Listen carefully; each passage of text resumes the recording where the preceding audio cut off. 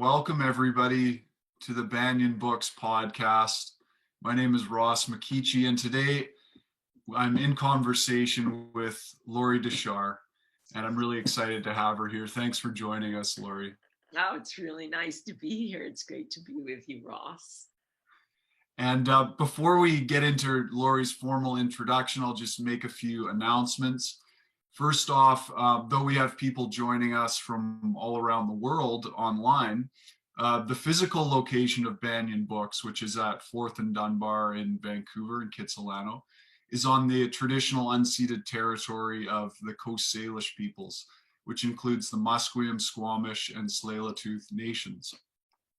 So just want to make that acknowledgement and thank them for having us on their land. Also letting everybody know Banyan Books is open for business every day of the week.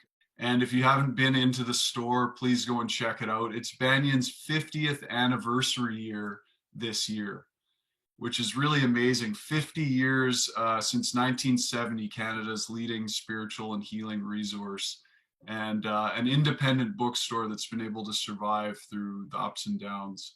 So that's an amazing feat. Also letting everybody know that Lorie's 3 books are available for sale at Banyan. Her latest one, The Alchemy of Inner Work, will be out in print in January. Her book Kigo is already available. That came out in September. And her master classic, 5 Spirits, is also available and has been for some time now. I'm sure a lot of people are familiar with that book. Okay, Lorie's formal introduction. Here I am, Ross. Here she is. All right. So good to have you. So Lorie Eve Dechar is an acupuncturist, an author, alchemical healer, a mentor, a poetic scholar. She's a dream tender. Lorie is an artisan of transformation. She has worked for over 3 decades to integrate the principles and practices of Chinese medicine with Western depth psychology. She utilizes wisdom and insights from Jungian, Gestalt, and focusing psychotherapy, and integrates this with Chinese medicine and Taoist philosophy and practice. Lorie skillfully and poetically integrates this work into a unique approach that she calls alchemical healing. Alchemical healing is a therapeutic modality directly focused on the psycho-spiritual and soul issues of our time. This unique approach to the practice of traditional Chinese medicine emerges from her commitment to discovering a healthier and more integrated way for herself and other people to inhabit our planet. Lorie's background: education, a master's degree in acupuncture from the Traditional Acupuncture Institute. She also has training in archetypal psychology, Gestalt, and focusing-oriented psychotherapy. After having taught at Tri-State College of Acupuncture for 15 years, Lorie developed a program called the Alchemical Healing Mentorship, which she still runs today. And this mentorship serves as a training program, a learning collaborative, and alchemical laboratory, I like that term, for an ever-growing international brigade of healthcare practitioners and committed explorers of healing and consciousness transformation. Beautiful. As I mentioned before, Lorie's the author of 3 books. Her master classic, well known now, 5 Spirits, Alchemical Acupuncture for Psychological and Spiritual Healing. That came out in 2006. Next, this one was released September this year, 2020. It's called Kigo, Exploring the Spiritual Essence of Acupuncture Points Through the Changing Seasons. And her next book, coming out in January, that's the one that you can pre-order for a 15% discount, is called The Alchemy of Inner Work, a guide for turning illness and suffering into true health and well-being. It's a beautiful book. That book was written in collaboration with her husband, Benjamin Fox. Lorie and Benjamin also co-founded a healing and learning collaborative in 2012. That's called A New Possibility. You can check out their website, anewpossibility.com.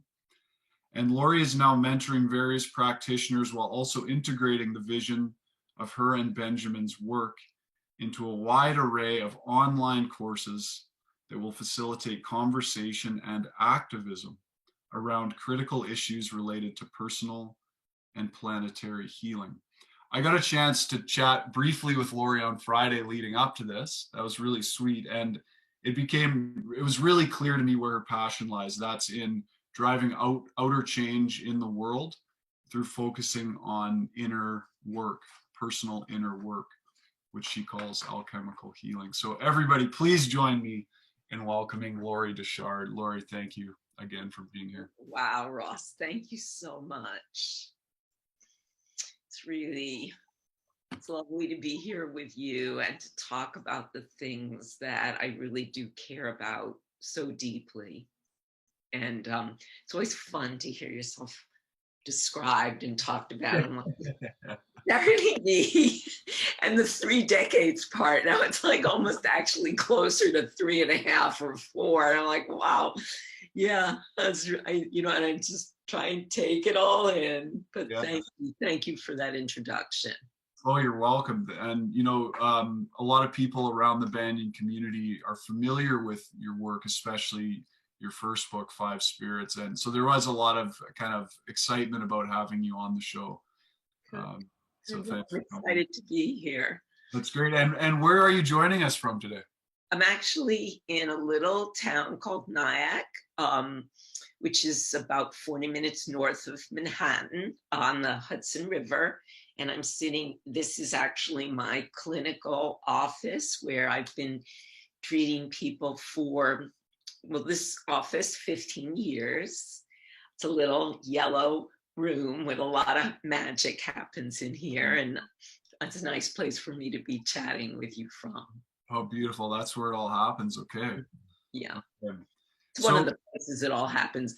Now, actually, we say, where do you practice? And I'm like, well, I practice in Nyack and I practice in a little town in Maine when I'm there. And I'm practicing virtually all over the world now at this point. I think it's just a whole different feeling to be able to be in real contact with people all over without even always having to jump on a plane. It's different world in 6 months. Yeah. So are you actually working with private clients and patients via Zoom now as well?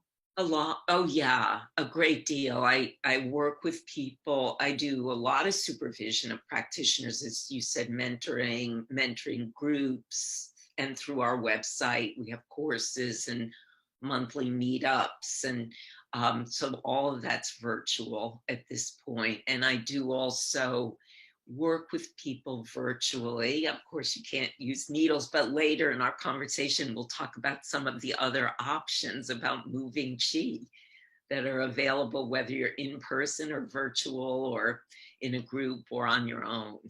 I'm looking forward to that for sure. If I may, I'd like to learn a little bit about your background, your formative years, where you come from and how you came to the works. So can you tell us a little bit about your beginnings? Where were you born? Oh, well, I'm a New Yorker. Okay. Okay.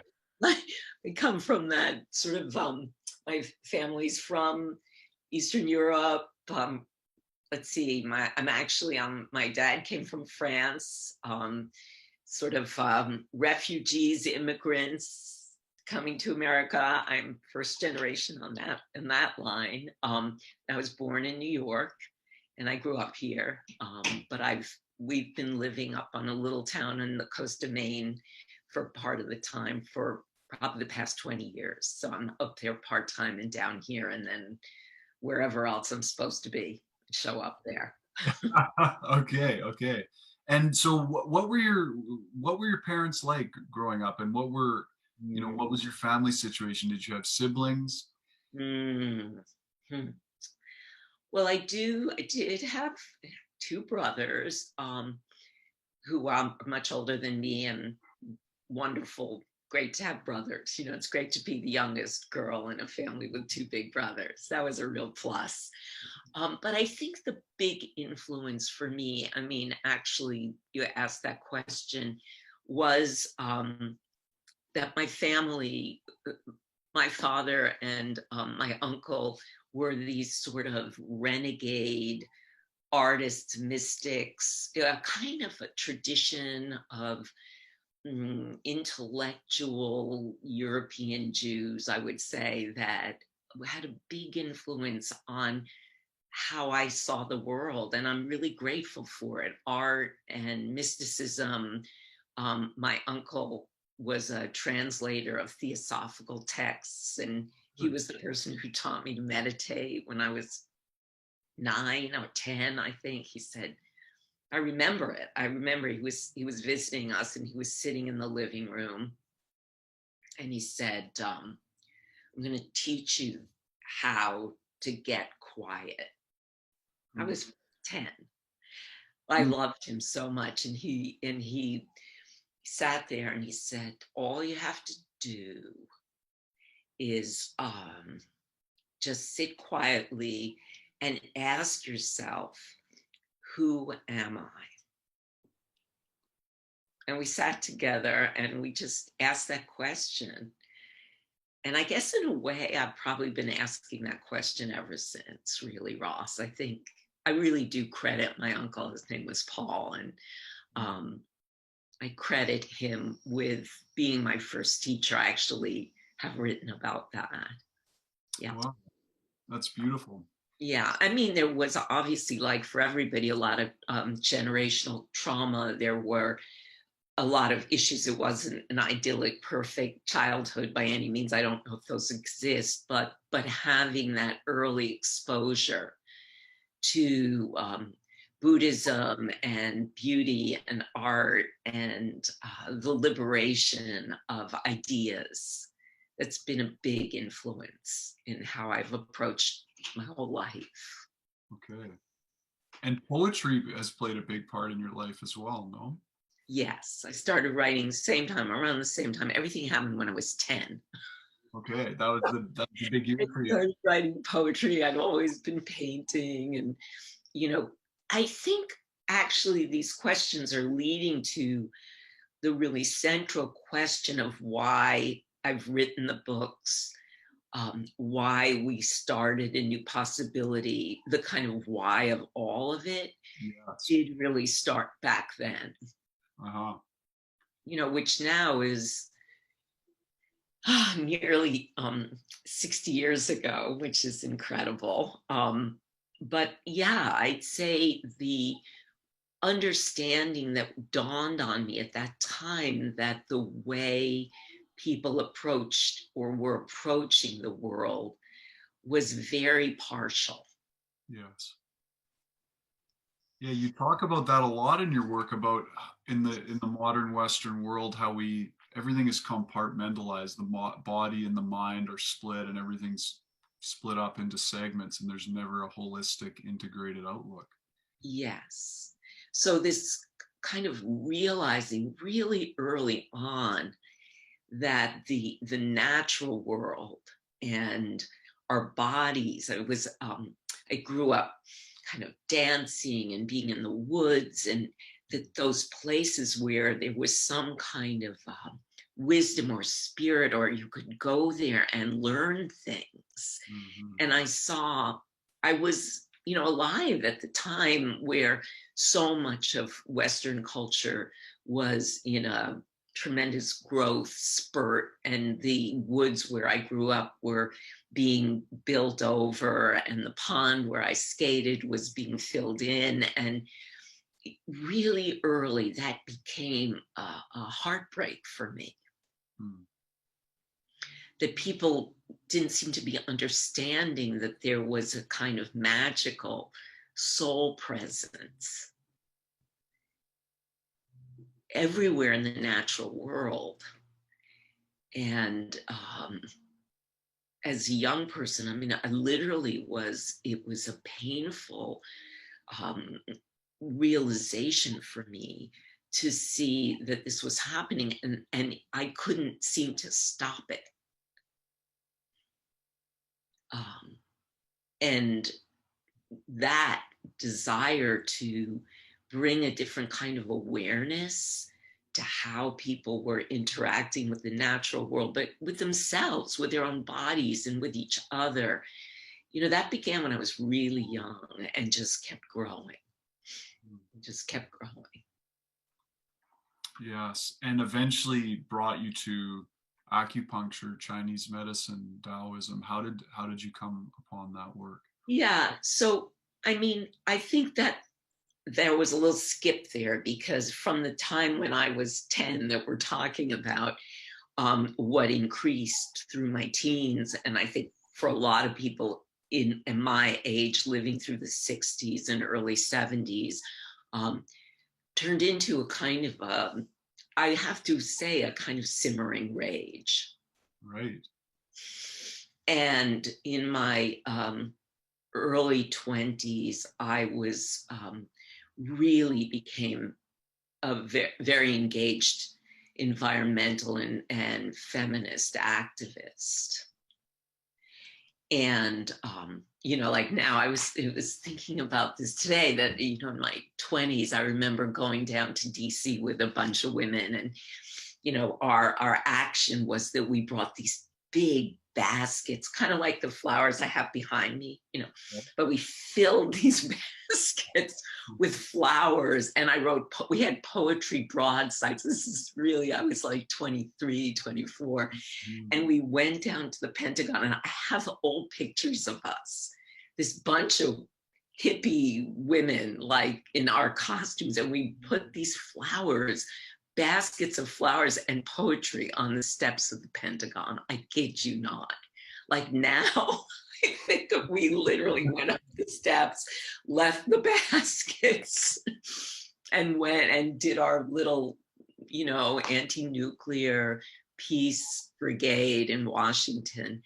But, being that action, which one could never even do now, but it was an action of trying to bring this awareness of nature, and that we can be different kinds of humans, that our orientation can be different. So that was kind of an in-between time for me. And at the same time, Ross, right around the early 70s, was actually when Chinese medicine was starting to come to America. Right. Okay. And what a lot of people don't know now, but at the time in the early 70s, where it really was brought over was through radical activists. I mean, people who viewed themselves as communists or serious change makers in the world, the Students for Democratic Society, the Black Panthers, the Young Lords Party. They were from Puerto Rico. These young people were going to China. Really? Okay. And some of them were people I knew. I actually knew some of the people in the Young Lords. I knew people who were engaged in more radical activism. I didn't go to China at that time, but I knew that the idea was, oh, here's a medicine, this barefoot doctor medicine from China that could, in an economically feasible way, treat thousands and thousands of people. It was a complete departure from Western medicine. And it was meant to be a medicine of the people. That was the early idea. So when they started the Lincoln Detox Center in Harlem in the early 70s, and there's a guy, Dr. Matula Shakur, who's currently incarcerated. He was an MD who started that detox center. So Chinese medicine was a radical new possibility at the time. And the detox center up in the South Bronx was treating hundreds and hundreds of addicts successfully. And that was the beginning of Chinese medicine in America. Wow, I did not know that. That's amazing. Most people don't know that. So one of the things that I recall from, I'm sure you mentioned it in both Kigo and Five Spirits, is the history of Chinese medicine, what is now known as TCM, traditional Chinese medicine, and the evolution of that in China, which through Mao's regime, the communist regime, and how that was distilled into a particular package, and that was what ended up coming to North America. Exactly. So what is the distinction between TCM and the ancient traditional Chinese medicine? Right. So this is where it gets kind of interesting and tricky, because of course this first wave in the 70s of these radicals going to China and getting taught a kind of communist brand of the medicine, which was already a recycled brand. First, Mao had called Chinese medicine and acupuncture a dung heap of ignorance. That was Mao's first take on it. And they banned it. I mean, the really great doctors who were still alive in the early days of Mao Zedong were imprisoned, even sent to work camps. So we lost so much there.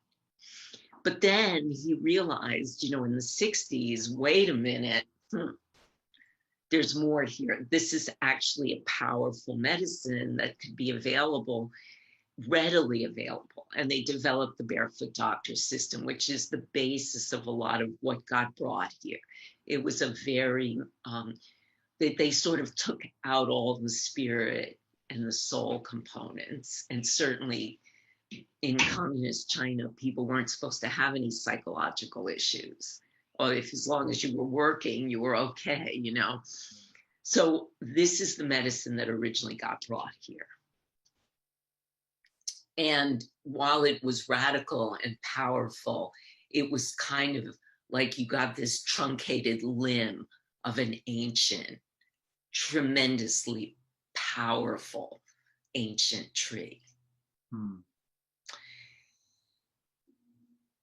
My excitement at the time about the medicine grew out of that radical activism idea, but I soon began, when I actually got treated myself later in the late 70s, I began to understand that there was a whole lot more to the medicine. Yeah, so that was, the whole turning point in there. I know I'm rambling a bit with this. Oh, no, not at all. Not at all. Good. So when I first got treated in 78, that was kind of the later part of that time of my rage period, my radical rage period. Mm-hmm. And the first treatment I ever had was with Carol Ziegler. She'd been studied in England, and I'm eternally grateful to her. She was my first practitioner. And she had studied with J.R. Worsley, he had been looking at the more psychological aspects of the medicine, as opposed to this idea of a more economic, radical, barefoot doctor, treat colds, treat the basics. J.R. Worsley was like, wait a minute, there's a whole psycho-spiritual component here. So European 5-element was a whole other stream that came in at that time. So where we were was my first acupuncture needle. Right. With my first practitioner. And the thing that she said to me, which I'll never forget, because I walked into her office and she said, "You're very, very angry." And I was like, I don't know, I don't feel so angry. And then I started to realize that for the past 10 years, I'd kind of been banging my head against a wall in trying to create change on the outside. And that really was a turning point for me. The first point that that I ever had needled was on the liver meridian. And it was a point, it's called supreme rushing. So looking at the spirit of that point, which is what I do now, supreme rushing is a point that opens up, it liberates stuck chi. Mm-hmm. And, I realized the headaches that I've been having, the stress that I've been having, the feelings of frustration that I've been having, while I still believed in everything that I previously believed in, that we need to make change, that we need to shift consciousness, that we need to come into an awareness of the earth as a sacred domain, but I wasn't going to get there by fighting so hard. Okay. This is a wonderful thing, and I know this is really the foundation of a lot of your work is Yeah. how do we integrate and marry these two seeming opposites of outward change and inner work, and how do they uplift each other? Exactly, Ross. And I mean, even just hearing you say that, I have a lot of emotion about that. Mm. I have a lot of passion about that. I mean, it's kept me going. And, it was really hard to get my first book published. And it's really, there's a lot of resistance to this idea in the world. It's like people want to know, well, how do you fix it fast? Or, how do I feel better in a second? And, what I think has become clear to me is that change takes time and it takes effort and it takes real commitment to what I finally realized is inner work. And that's not easy stuff. Yeah. And it Yeah, seems like such a big tripping point for people that are more focused on activism than inner work, or people that are focused too much on inner work and not enough on taking action. That exactly. either I'm active, but I may be creating more ripples of disharmony through the way I'm approaching it because I haven't done enough inner work, or I'm too complacent because I'm in the Tao, or I'm so inward focused. I'm just meditating all the time, but I'm not really doing anything to Right. help. And what you just said there is a kind of basic principle of Chinese medicine, which is that there needs to be a flow of qi between what we would say the outer, or using the Taoist terms, outer alchemy, Wei Dan, and inner alchemy, Ne Dan. Wow. And they need to be in flow, because if they're not, you're going to get stagnation. And also, as you said, our actions, if they're not rooted in an inner cultivation, most likely are going to create more cycles of suffering. And all the wisdom traditions really tell us that. Right, right. Yeah.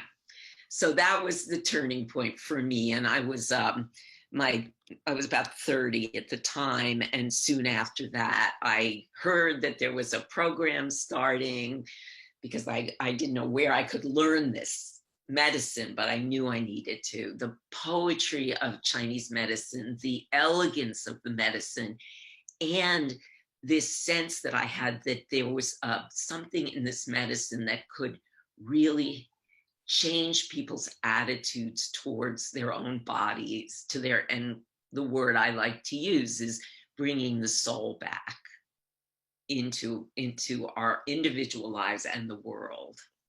Yeah. When did you first come to writing? Like, was Five Spirits the first big writing project you ever took on, or did you have?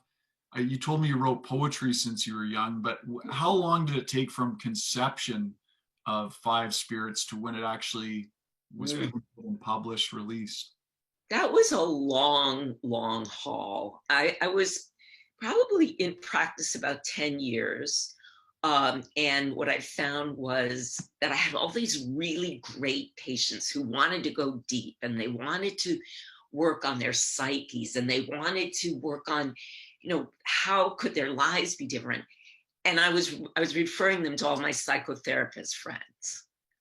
And I was like, oh, all these really juicy, great patients, she would start to move and they'd be getting into great stuff, and I'd have to refer them. So that was, about 10 years in. That was what got me started to look at, well, is there a psychology to Chinese medicine? Or, how can I begin to work more deeply with making the change, not just on the chi level, but on the actual level of a person's life? You know, when you feel the chi move with a needle, it's an amazing feeling. Or with a yoga, you do yoga, you do kundalini work. I mean, you do tantra, you know what it's like. Mhm. And the first time you feel that movement on the subtle body level, you're never the same after that. No, no. I mean, and that's in a sense what happened with that first point, supreme rushing for me. It was like I was lying there and it was like the whole world opened up. You know, I could breathe differently. I looked out the window and I saw the colors differently.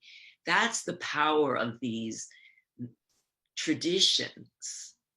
But then how do we take that movement, that moment, and translate it into real change in my life Yes, on a daily basis? yes. Which I think brings us to the Alchemy of Inner Work, which Mhm. is your latest book. I mean, Kigo and Alchemy, you must have been working on them simultaneously, or did you finish one and then the other? Because Kigo just came out in September. Right. That was a whole crazy thing. But I'd been working on the Alchemy of Inner Work. Really, I probably started working on that soon after Five Spirits came out.